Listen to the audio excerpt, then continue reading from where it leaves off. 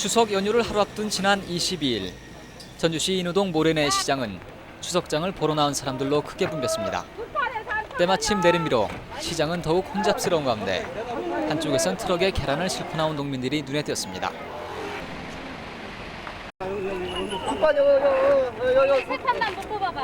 한쪽에선 계란을 팔고 바로 옆에선 계란의 제값을 받지 못한다며 양계 농민들이 시위를 벌였습니다. 살인들만 사람이냐? 양계농가도 살아보자. 평등하게 살아보자. 까만통이란 말이냐? 농민들은 백화점에서 2,800원 선의 소비자들에게 판매되는 계란 한 판을 이 자리에선 산지 가격인 1,560원에 직접 팔았습니다. 영문을 모르는 사람들은 트럭으로 몰려들어 계란을 사기 바빴고 농민들은 계란 가격 구조가 잘못돼 있다며 장을 보러 온 시민들에게 산지 농가들의 어려움을 알렸습니다. 농민들이 피땀 흘려서 갖고 왔는데 제값을 못 받고 있어요. 지금 현재 농가 단가보다 1,000원 이상, 1,200원 이상 더 비싸게 받고 있다는 걸 여러분 아셔야 돼요. 이들이 지적하는 유통구조의 문제점은 어디에서 비롯된 것일까? 채널 30 현장에선 계란 한 판이 소비자들의 식탁에 오르기까지의 과정을 통해 말 많은 농산물 유통구조 속을 들여다봤습니다.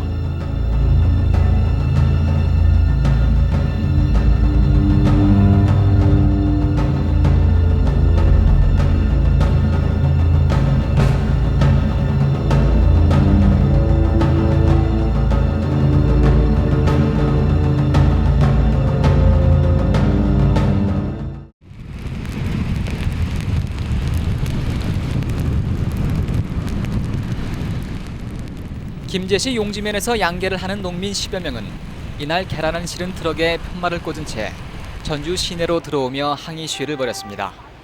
산지에선 계란값이 생산비도 건질 수 없는 지경인데도 소매 가격은 떨어지지 않아서 소비자들은 오히려 비싼 값을 내고 계란을 사야 한다는 항변이었습니다. 사료값도 안 나와요. 우리 인건비도 안 나옵니다. 그런데 지금 시중에 시장 조사를 해보면 알지만 2,700원대에 거래되고 있습니다. 추석 대목을 앞두고 계란 수요는 계속 늘어나지만 계란값이 산지에서 곤두박질 치는 이유 또한 알 수가 없다고 농민들은 주장했습니다.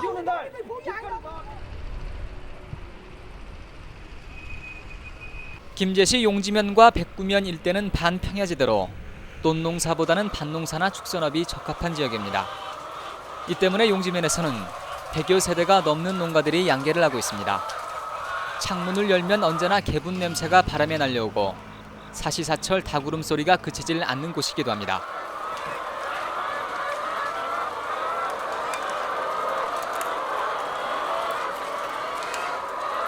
(43살) 왕창모 씨는 올해로 11년째 이곳에서 양계를 하고 있습니다. 축사만 모두 3개에 기르는 닭은 22,000마리. 아침 5시 반부터 일을 시작해서 5번 사료를 주고 계란을 선별하는 작업을 모두 마치면 밤 9시가 돼야 저녁 식사를 할 수 있습니다. 지난 94년 왕 씨는 당시 정부의 농어촌 경쟁력 제고 사업의 하나로 농민들에게 지원된 보조금을 받아 축사 2동을 신축했습니다. 5,000마리였던 산란계도 이때 2만 마리로 늘었고 왕 씨는 용지면에선 제법 큰 규모의 양계 농사를 하는 편에 속하게 됐습니다.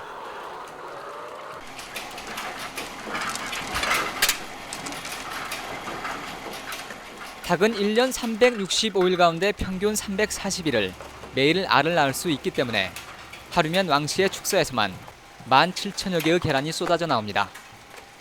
선별장에선 양계장에서 컨베이어를 통해 들어오는 계란을 무게에 따라 6등급으로 분류합니다.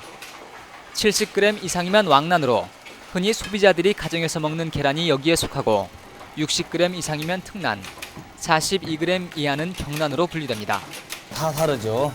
지금 출하될 때 가격은 왕란은 대란에서 150원을 5원을 더 쳐줘요. 그리고 이제 대란이나 특란이나 대란 가격들은 이 협회에서 정하는 가격대로 해요. 왕 씨는 지난 7월부터 생산비를 밑도는 가격에 계란을 중간 상인들에게 넘기고 있습니다. 추석을 앞둔 지난 20일엔 한 개에 52원을 받고 3,500판, 즉 10만 5천 개의 계란을 출하했습니다. 추락 가격이 50원대까지 떨어지면 생산비는커녕 사료비와 약품비를 대기도 빠듯한 수준입니다. 생산비는 사료값이 최고 많이 들어가고요. 그 다음에 약품비, 인건비는 저하고 집사람하고 일들을 추려가니까 그런 것은 전혀 생각지는 않고요. 계란 한 개에 들어가는 생산비는 사료값과 병아리 사육비, 약품비와 방역비 등을 포함해 왕 씨의 계산으로 76원. 현재로선 믿기는 장사가 될 수밖에 없습니다.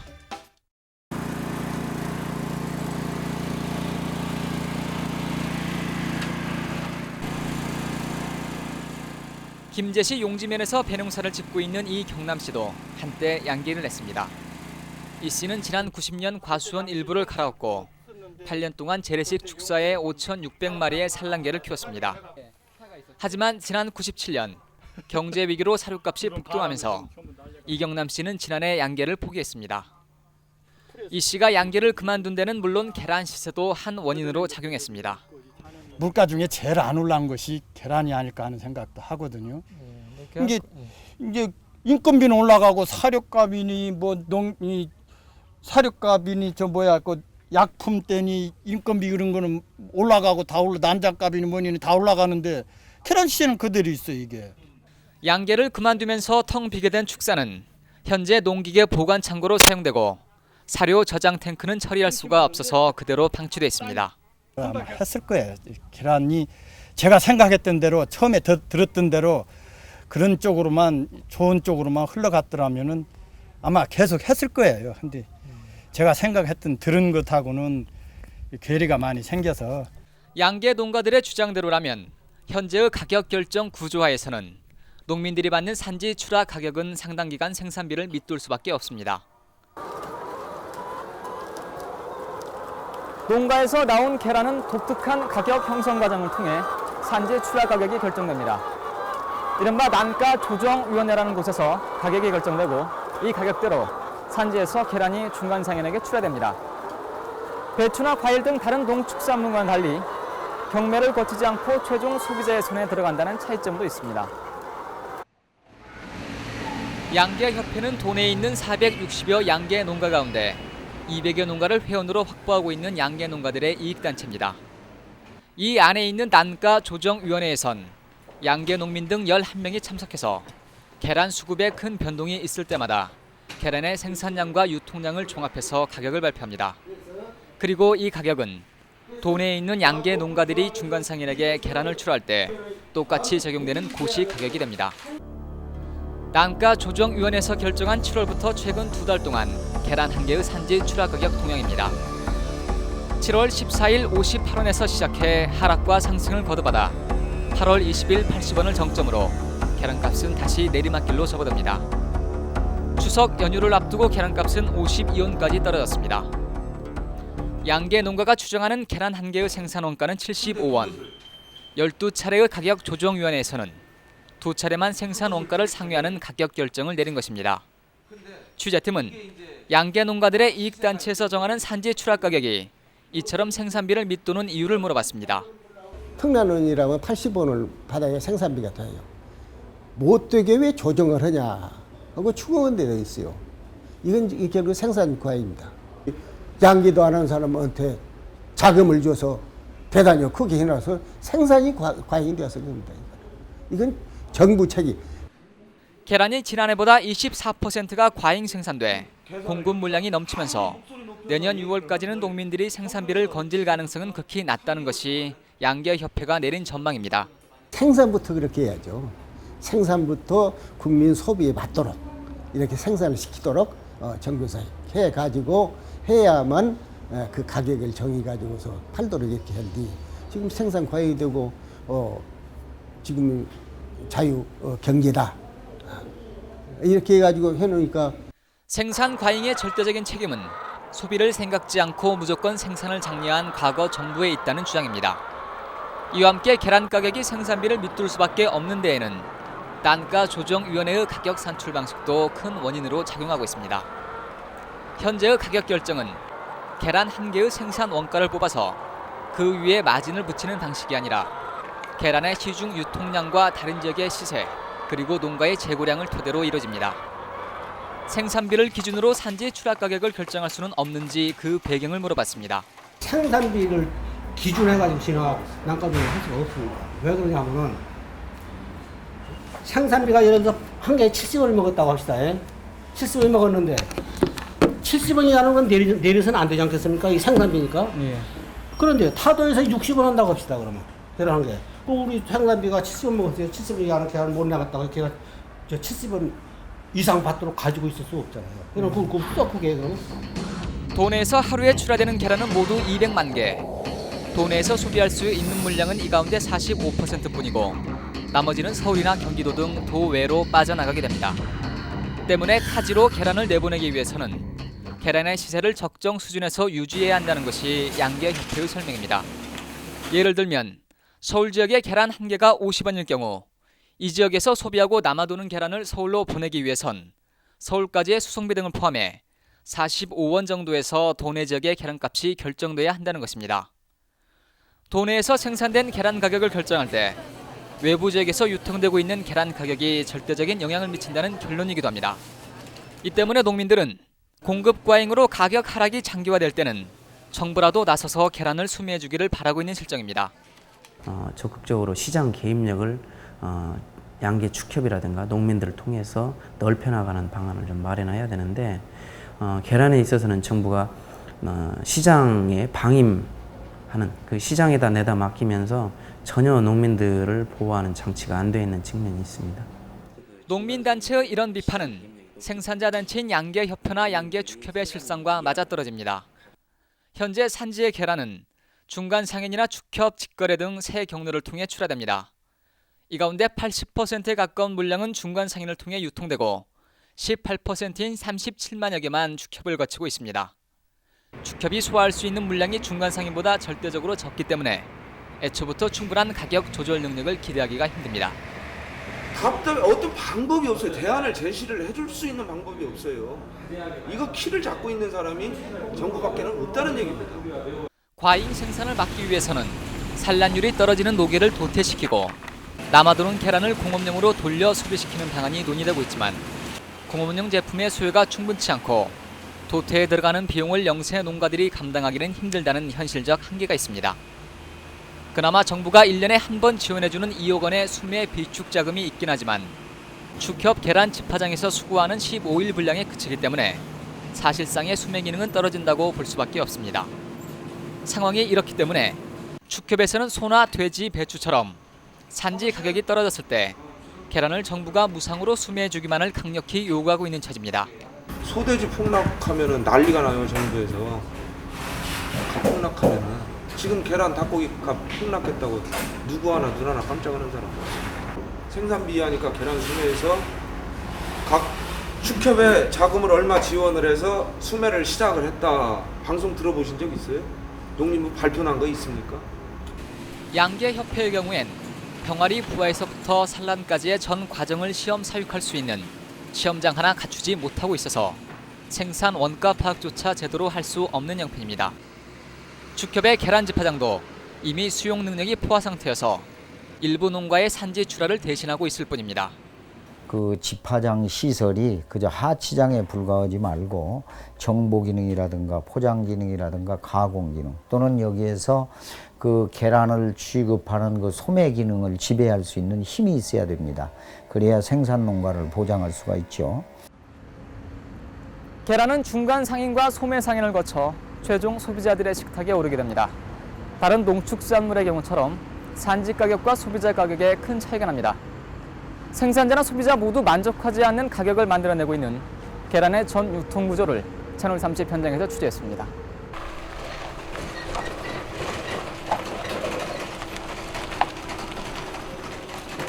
오늘은 왕 창모 씨가 계란을 출하하는 날입니다. 왕 씨는 추석 연휴가 끝나고 모두 3,800판을 중간 상인에게 넘겼습니다. 이 자리에서 왕 씨는 지난 추석 때 산지에선 1,500원 선에 출하된 계란 한 판이 2,700원에 소비자들에게 거래된 것은 중간상의 폭리 때문이라며 중간상에게 이를 따져 물었습니다. 왜 그렇게 붙일 수밖에 없었냐 하는 이유를 얘기할 거 아니에요. 내가 시장 조사를 싹 해봤는데 2,700원, 2,850원, 3,000원까지 받는 데가 있어요. 한 판에. 그러면은 내가 승질이 안 나게 생겼는가 봐봐. 또한 산지에선 상인들이 낮은 값에 계란을 모두 사갔는데도 불구하고 시장에선 오히려 계란값이 오른 데 대해서도 왕 씨의 항변은 이어졌습니다. 농장에 계란들이 쌓여 있으면서 떨어지면 우리도 인정하고 들어간다니까. 근데 농장에는 계란이 없는데 시중에서는 계란 파동은 난 거 아니에요? 여기 지금. 전북에는 물건이 없다고 해서 네. 물건값이 없다고. 올라가고 떨어지고 합니까? 이게 나는 그래요. 지금 과잉 생산이 돼서 그런 것보다도 다이옥신 파동 때 저장해놨던 것을 풀기 때문에 그게 원인이 된 거 아니에요? 아무튼 간에요. 지금 현재 우리 상인들 입장으로서는 물건 떨어진 것이 아주 우리가 큰 손해예요. 그러자 소비자 가격은 오를 수밖에 없었다며 중간 상인이 맞섰습니다. 소비자한테 판매되는 가격은 그것은 괜찮았어요. 왜 그러냐면요. 우리가 대목을 보려고 지금 현재 50원짜리 물건이지만은 100원짜리 물건을 우리가 보유를 해놨어요. 만판이고 2만판이고. 그러면 우리 농장 갔다가 이것은 날짜가 있기 때문에 가져가기는 가져가는데 그 재고를 팔기 위해서 어쩔 수 없이 그렇게 받을 수밖에 없었다니까요. 추석 대목장을 대비해서 한 개 값이 100원일 때 대량으로 사뒀던 비축량을 추석 때 값이 50원으로 떨어졌다고 해서 50원을 손해보고 팔 수는 없었다는 이야기였습니다. 우리가 이 물건을 갖다가 그냥 그때그때 판다면 바로 값을 내려야죠. 당연히. 재고 때문에 어쩔 수 없이 100원짜리 물건을 100원은 받아야 우리가 본전을 하니까요. 그런 것 때문에 그러지 우리가 물건이 재고가 없이 그냥 이렇게 뭐였다면은 절대 그렇게 받을 수가 없죠. 그때그때 시세 지금 시장조사 한번 해보면 알지만은 가격 다 내려졌습니다 지금. 그러면서 중간 상인은 중간 상인대로 죽을 맛이라고 덧붙이기도 했습니다. 만약에 폭리를 이렇게 취하고 이렇게 계란에서 마진이 만약에 좋다 그러면은 누가 다 빌딩 다 짓었지 이렇게 밑바닥 생활만 계속 하겠습니까? 빌딩 진 사람들 있잖아요. 빌딩 진 사람 하나도 없고 부도 났다는 이야기는 내가 많이 들었네요. 부도난 사람이 서울에서도 지금 부도 난 사람이 1년이면 이들의 논쟁을 뒤로 한 채 이번엔 계란이 최종적으로 거래되는 소매점의 시세를 알아봤습니다. 중간 상인의 주장과는 달리 전주 시내 한 할인 매장의 계란값은 추석 때의 2,500원에서 2,700원으로 200원이 오른 값에 거래되고 있었습니다. 근데 연휴 끝나고 200원 정도 더 올릴 만한 요인이 있었습니까? 변동 요인이? 많이 있죠. 왜 그러냐면 추석 전에 우리가 이익률을 많이 보장을 못 받았기 때문에 그런 차원에서 하고 또 이게 이제 계란값이 항상 똑같지는 않습니다. 매입가가 뭐 시세에 따라서 뭐 1, 200원 정도는 조정이 되거든요. 시내 이 할인 매장에선 특별 기간을 정해서 고객들에게 원가 판매를 한다고 합니다. 취재진이 도내 주요 할인 매장의 계란 한 판 가격을 조사해본 결과 추석 연휴가 끝난 29일 현재 전주 코어백화점이 2,500원, 코렉스마트가 2,700원 등 여전히 높은 수준의 가격을 유지하고 있었습니다. 따라서 소비자들이 느끼는 계란값은 여전히 산지와는 차이가 컸습니다. 산지에서 직접 유통하는 이런 뭐 매장이나 이런데 직접 만약에 거래가 되면 저희들이 소비자들이 좀 싸게 구입을 할 수 있을 것 같은데 중간에서 중간에 그 과정을 거쳐서 그런지 좀 비싼 것 같아요. 소매 상인들은 적정 이윤을 남기기 위해 가격을 수시로 변동시킬 수 있고 중간 상인 또한 일정한 마진을 유지할 수 있는 반면 생산 농민들의 가격 보장은 전혀 기대할 수 없는 상황입니다. 이 때문에 중간 상인들에 대한 농민들의 불신감은 극도에 달해 있었습니다. 계란 유통에 있어서 그 중간 상인들이 상당한 차익을 보고 있는 게 사실입니다. 중간 상인들이 시장 개입력이 높기 때문에 유통을 장악하고 있다고 봐도 과언이 아닙니다. 그래서 중간 상인들이 지나치게 폭리를 취하는 것들을 방지하는 대책을 정부가 좀 강구할 필요가 있다고 봅니다.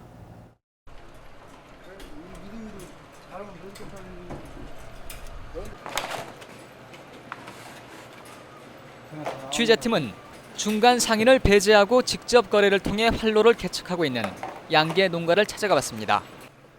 36살 주재윤 씨는 지난 6월부터 직거래를 통해 계란을 출하하고 있습니다. 10년 전 8,000마리로 양계를 시작한 주 씨는 95년 정부의 지원을 받아 현대식 축사를 신축했고 이때부터 마리수도 35,000마리로 늘었습니다.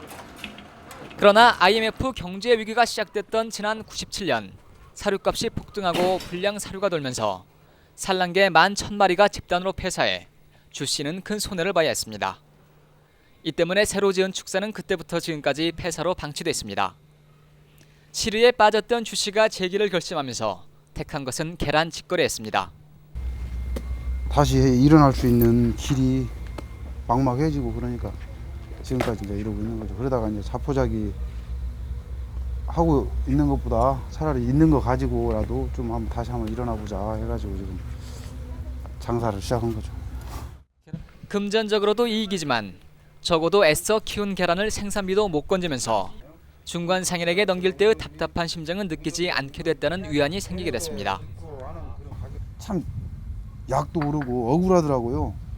그냥 죽으라고 닥쳐다보고 똥치어가면서 생산해놓고 나니까 결과적으로는 도매상인들이 폭리를 취해가지고 먹는 거 아닌가 그런 거지요. 주 씨는 직접 양계를 해서 나온 계란을 한 판에 300~400원의 마진을 얹어 2,000원의 농협과 분식집, 식당 등에 출하하고 있습니다. 중간 상인을 거칠 때보다 소비자들은 최고 700원까지를 아낄 수 있게 됩니다.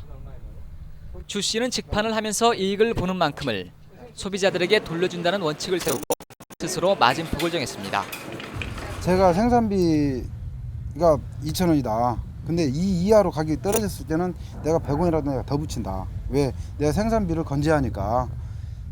그렇지만은 만약에 2,000원 이상이 넘어가면 내가 300원으로 낮춘다. 그 마진폭을. 그 이유는 내가 소비자한테 그만큼 돌려주겠다는 생각이죠. 한 해에 유통되는 농수 축산물은 35조 원에서 40조 원. 이 가운데 절반인 20조 원가량이 중간 유통 상인의 몫으로 들어가는 것으로 농림부는 추정하고 있습니다. 결국 정부가 추진하고 있는 농산물 유통계획의 골자는 중간 마진을 배제하기 위해 농민들이 직접 상품을 거래할 수 있는 직거래 시장을 현재의 12%에서 30%까지 늘린다는 것입니다. 농민의 손으로 직접 출하하는 시스템이 아니고서는 생산 조정이나 출하 조절, 가격 보장이 사실상 힘들다는 판단에서 비롯된 것으로 볼 수 있습니다. 가급적이면은 대량 생산 공동 판매라고 하는 것이 농산물의 수익을 보장받을 수 있는 길이라고 봅니다. 그러니까 대량 생산의 농장 같은 경우에는 소위 그 직거래 아니면은 체인 스토어에 계약을 해가지고 마트 같은데 이렇게 대량 그 납품을 한다든가 아니면은 그 빵 공장이라든가 마가린과 같은 공업용으로 이렇게 그 안정된 가격으로 그 계약 체결을 한다든가.